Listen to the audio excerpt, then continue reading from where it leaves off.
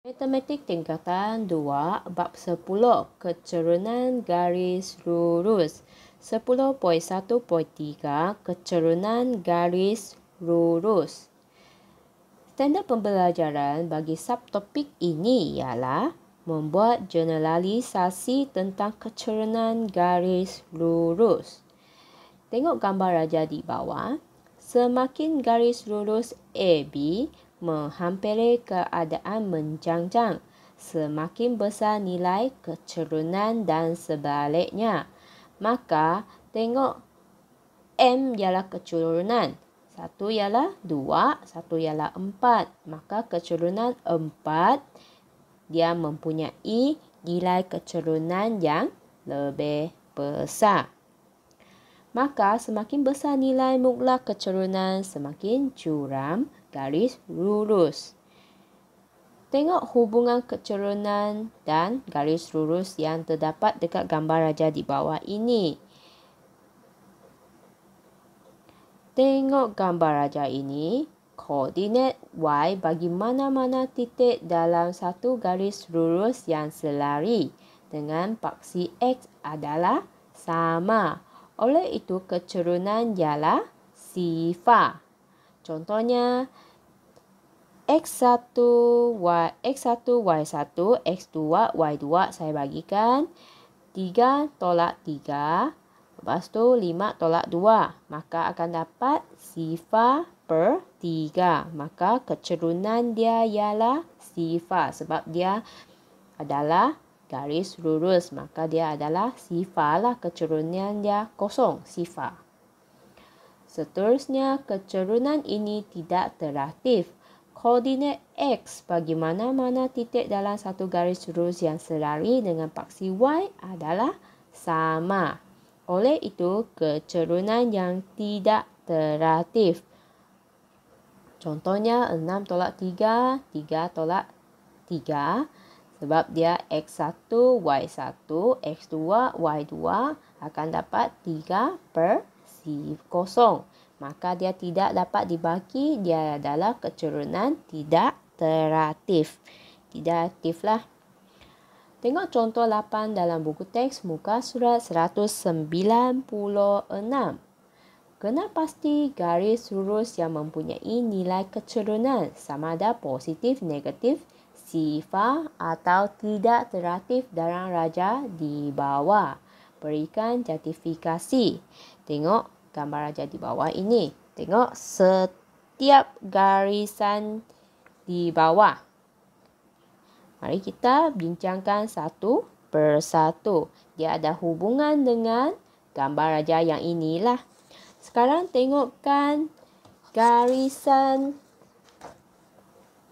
EF. Garisan EF. Saya masukkan gambar raja ini. Tengok gambar raja ini. Kecerunan garis lurus EF ialah positif ke negatif?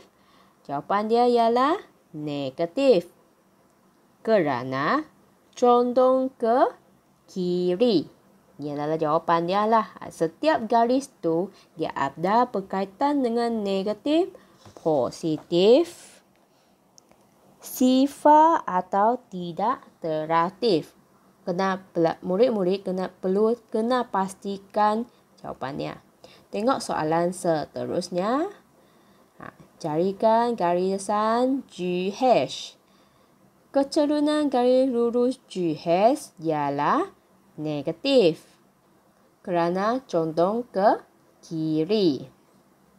Seterusnya,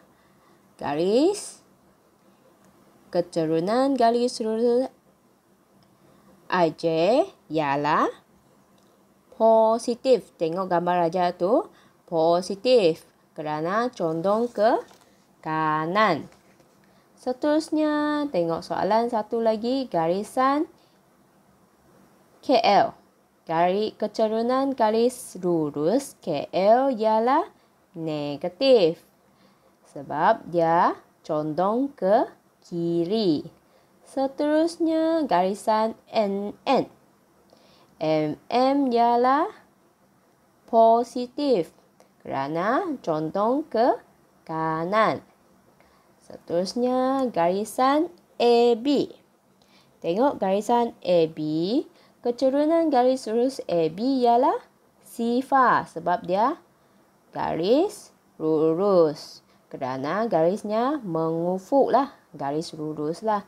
Maka dia ialah sifar. Seterusnya, garisan PQ.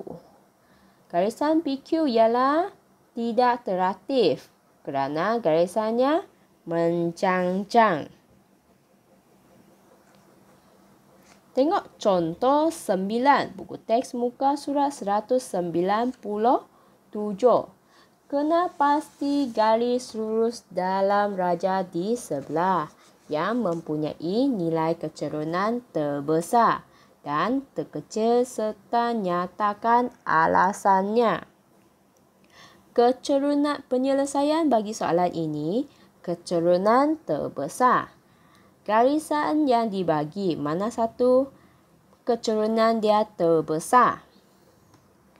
Keturunan terbesar ialah garis lurus MM. Kerana garis lurus yang mempunyai keturunan paling besar kerana menghampiri keadaan mencangcang. Keturunan yang terkecil pula ialah garisan OJ. Kerana garis lurus yang mempunyai keturunan paling kecil kerana menghampiri keadaan mengufuk.